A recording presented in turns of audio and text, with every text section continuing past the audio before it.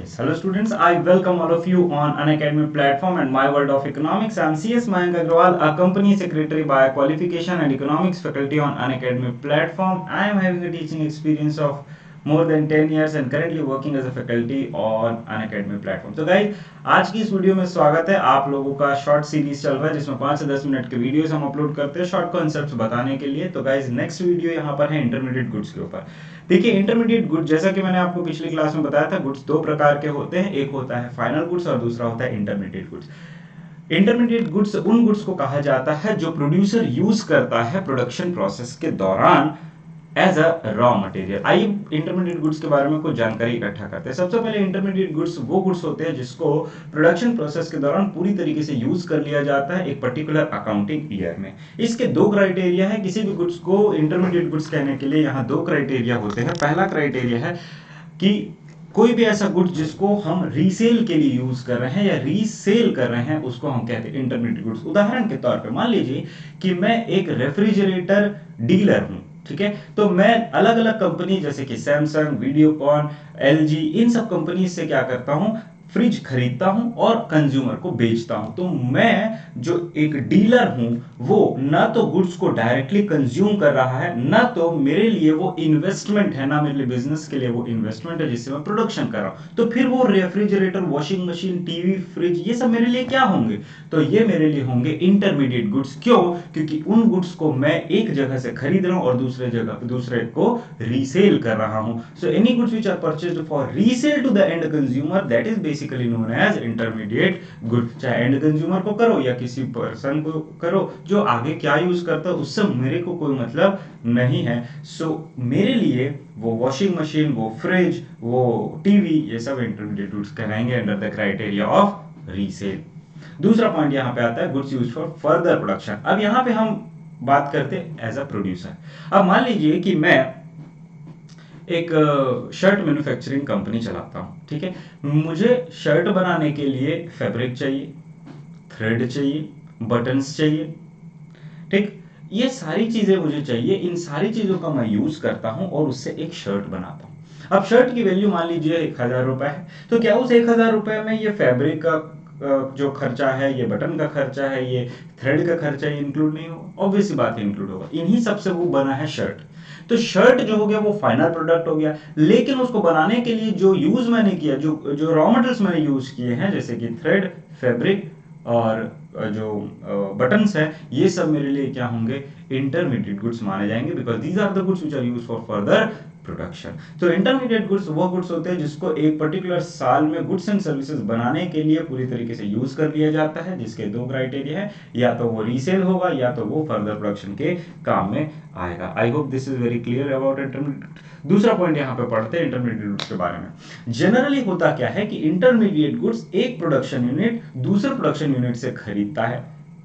इसका मतलब यह है कि जो इंटरमीडिएट गुड्स होता है वो with in the production boundary होता है, मतलब प्रोडक्शन प्रोसेस में ही वो अभी लगा हुआ है, वो फाइनल गुड्स नहीं बना है, उसको हम कहते हैं इंटरमीडिएट गुड्स। इसका एक एग्जांपल आप समझिए।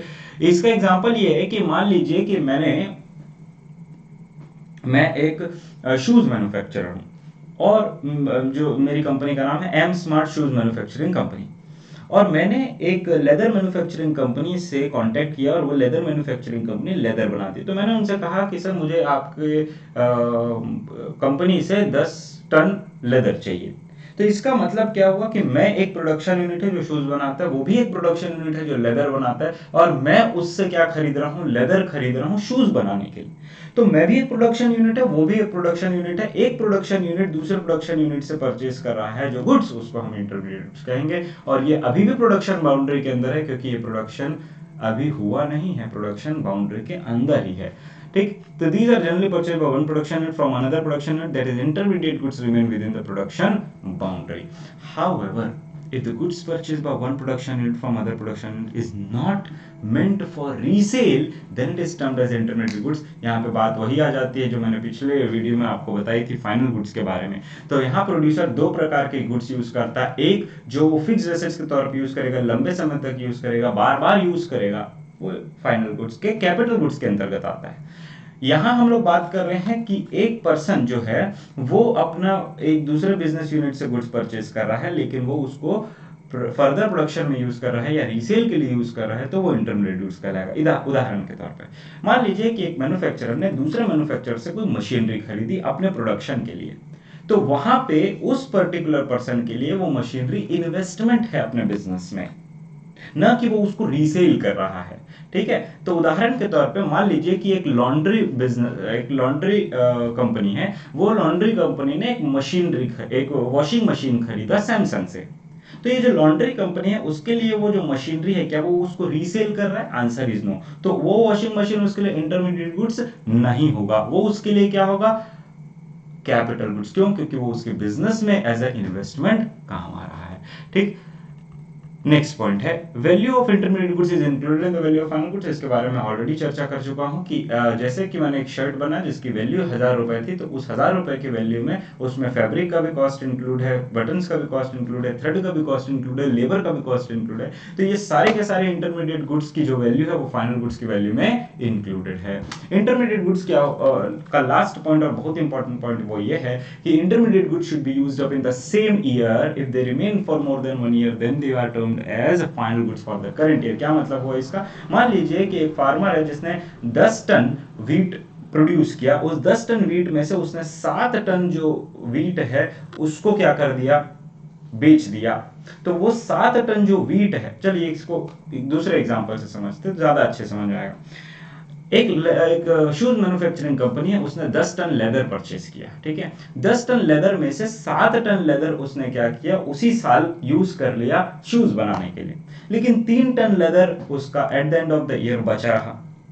तो मान लीजिए 31 मार्च 2022 है ना, 1 अप्रैल 2021 से लेके 31 मार्च 2022 तक का एक फाइनेंशियल ईयर हम लेते हैं।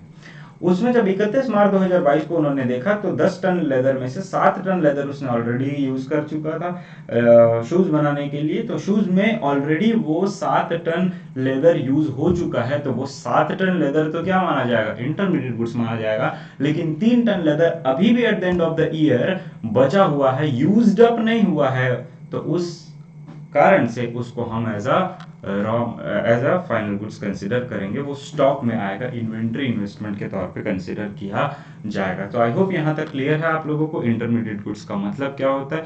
अगर आप लोगों को मेरा पढ़ाना पसंद आता है तो आप अनअकैडमी का सब्सक्रिप्शन ले सकते हैं by using my referral code MAYANKCS10 और MA Live to get discount on all the courses available on Unacademy platform. मिलेंगे हम एक और शॉर्ट वीडियो के साथ नेक्स्ट सेशन में। बहुत बहुत धन्यवाद।